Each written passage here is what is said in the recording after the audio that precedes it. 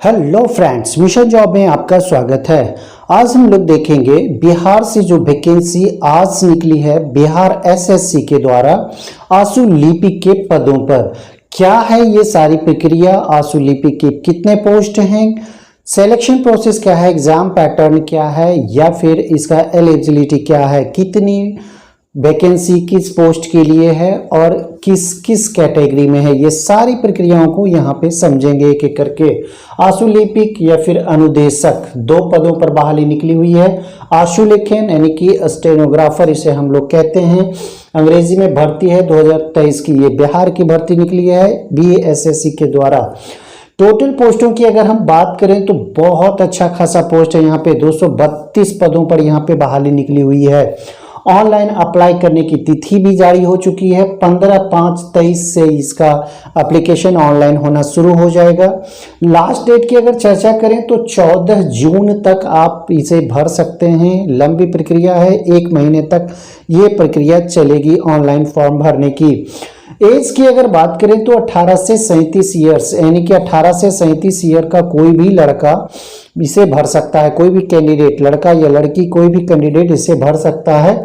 इसमें SC ST को 5 वर्षों तक की छूट दी गई है और ओबीसी और फीमेल, किसी भी कैटेगरी के फीमेल को यहाँ पे 3 वर्षों की छूट दी गई है।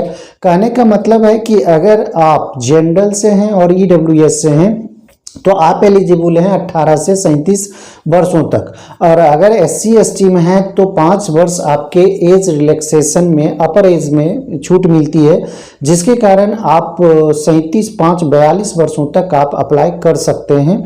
और हाँ, अगर ओबीसी और फीमेल किसी भी कैटेगरी के हैं तो 37 + 3 वर्ष यानी कि 40 वर्षों तक आप अप्लाई कर सकते हैं।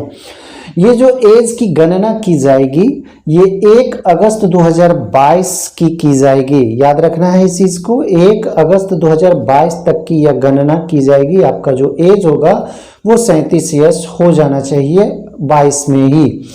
उसके बाद एलिजिबिलिटी की अगर बात करें तो इंटरमीडिएट यानी कि 10+2 स्तर का अगर आपके पास एलिजिबिलिटी है, अगर आप पास हैं तो आप इसे अप्लाई कर सकते हैं।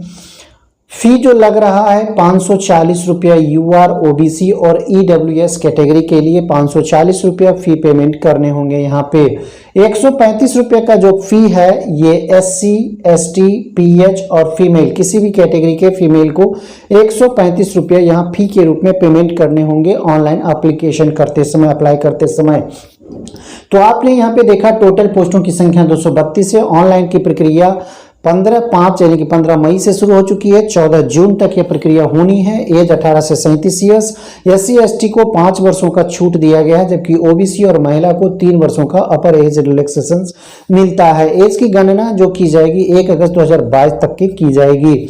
एलिजिबिलिटी इंटरमीडिएट पास कोई भी युवा इसे भर सकते हैं। फी 540 रुपया यूआर, ईडब्ल्यूएस और ओबीसी को लगने हैं, जबकि एससी एसटी पीएस फीमेल में अगर आप हैं तो 135 रुपया आपको फी के रूप में लगेंगे। अब हम लोग पोस्ट वाइज वैकेंसी की बात करें कि किस पोस्ट में कितनी वैकेंसीज और किस डिपार्टमेंट से निकली है, उसमें योग्यता क्या होनी चाहिए। एक बात और यहाँ पे जान लें कि 35% फीमेल का रिजर्वेशन यहाँ पे दिया गया है, ये याद रखना है। अनुदेशक का जो बहाली निकला है ये मंत्रिमंडल सचिवालय से निकला है, राजभाषा से निकला है। इसमें अनरिजर्व्ड की अगर बात करें तो 3 पोस्ट यहाँ पे हैं। ईडब्ल्यूएस नील है, एक भी पोस्ट इसमें नहीं है। ओबीसी 1 पोस्ट है। ईबीसी की बात करें तो 1 पोस्ट है। एससी की बात करें तो 2 पोस्ट है।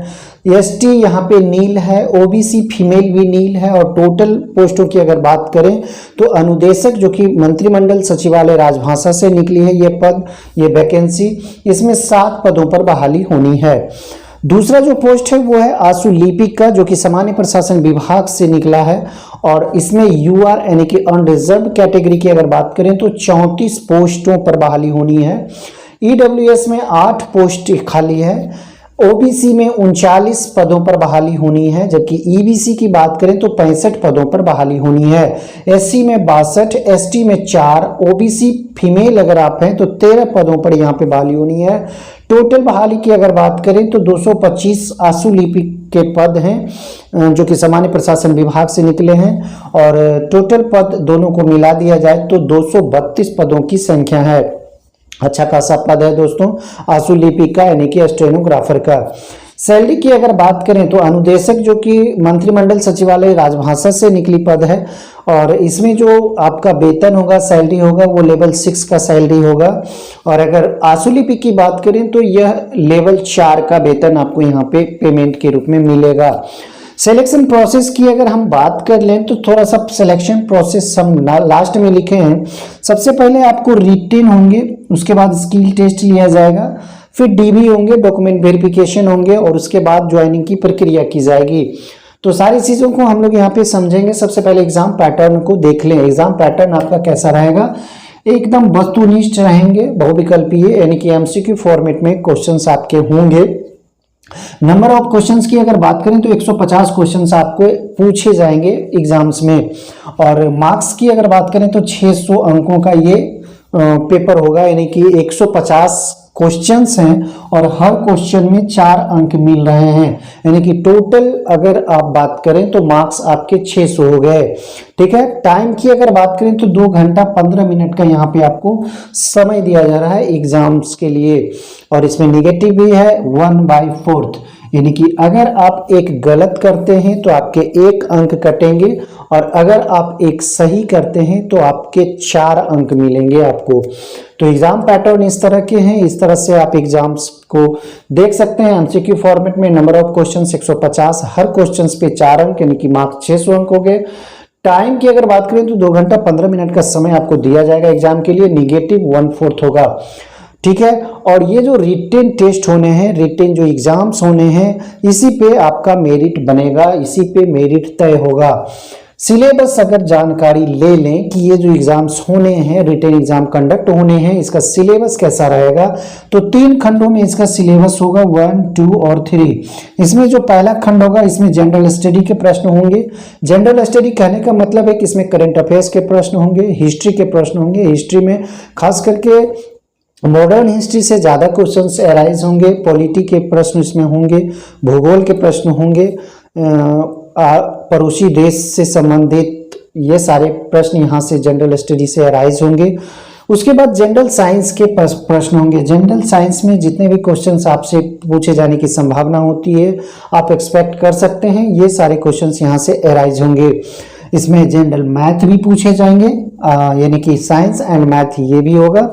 रीजनिंग तीसरा जो खंड है, ये रीजनिंग का खंड है, और इसमें आपके क्वेश्चंस होंगे, यानी कि 3 खंडों में इसे बांटा गया है। General study, general science and math, अलग अलग भी कर सकते हैं साइंस एंड मैथ, और रीजनिंग को यहाँ पे रखा गया है। तो सिलेबस आपके इस तरह से हुए, 150 क्वेश्चंस यहाँ से आएंगे, और वो होंगे 600 मार्क्स के। 2.25 घंटे का समय दिया जाएगा, निगेटिव 1/4 होंगे। अब स्किल टेस्ट की यहाँ पे हम लोग चर्चा कर लें। स्किल टेस्ट क्या रहेगा, अगर आप यहाँ पे क्वालिफाई कर जाते हैं, पास करते हैं, तो आपका यहाँ पे स्किल टेस्ट के लिए बुलावा आएगा। हिंदी श्रुति लेख यानी कि डिक्टेशन आपको लिखाया जाएगा, जिसमें आपका जो स्पीड होना चाहिए 80 वर्ड पर मिनट का होना चाहिए, और उसको आपको टाइपिंग भी करनी है। टाइपिंग जब आप करेंगे तो 10% से ज़्यादा गलती नहीं हो, ये यहाँ पे रखा गया है कि 10% तक आपकी गलती एग्जाम में होगा। इसके आगे अगर आप गलती करते हैं तो आप क्वालिफाई नहीं हो पाएंगे। उसके बाद हिंदी टाइपिंग भी आपसे पूछा जाएगा, जो कि 30 वर्ड पर मिनट होगा, और ये कंप्यूटर पर लिया जाएगा। 300 शब्दों को आपको 10 मिनट में टाइप करने होंगे, और इसमें 1.5% तक अगर आप गलती करते हैं तो क्षम्य होता है। इंग्लिश टाइपिंग 35 वर्ड पर मिनट आपको यहाँ पे देने होंगे, यानी कि हिंदी श्रुति लेख के अलावे हिंदी टाइपिंग 30 वर्ड पर मिनट, इंग्लिश टाइपिंग 35 वर्ड पर मिनट। और ये जो इंग्लिश टाइपिंग आप करेंगे, ये कंप्यूटर पर करने होंगे, 350 शब्द 10 मिनट के अंदर, और 1.5% गलती अगर आप करते हैं तो क्षम्य है। इसके ऊपर अगर आप गलती करते हैं तो डिस्क्वालीफाई हो जाएंगे। तो इस तरह से आप यहाँ पे देखें हिंदी श्रुति लेख जो कि 80 वर्ड पर मिनट होनी चाहिए, फिर उसको टाइपिंग आपको करने होंगे और उसमें 10% से अधिक गलती नहीं होनी चाहिए। हिंदी टाइपिंग 30 वर्ड पर मिनट, वो भी 300 वर्ड करना होगा 10 मिनट तक कंप्यूटर पर। 1.5% से ज़्यादा गलती आप कर नहीं सकते हैं। इंग्लिश टाइपिंग 35 वर्ड पर मिनट यानी कि 350 वर्ड को कंप्यूटर पे टाइपिंग करने होंगे 10 मिनट में, और 1.5% यहाँ भी आप गलती कर सकते हैं, इसके ऊपर नहीं कर सकते। तो इस तरह से ये आपके स्किल टेस्ट होंगे जो कि सिर्फ क्वालिफाइंग नेचर के हैं। सिलेक्शन प्रोसेस में हम बता चुके हैं कि रिटन होगा, उसके बाद स्किल टेस्ट होंगे। रिटन में अगर आप क्वालिफाई करते हैं तभी आपको स्किल टेस्ट के लिए बुलाया जाएगा।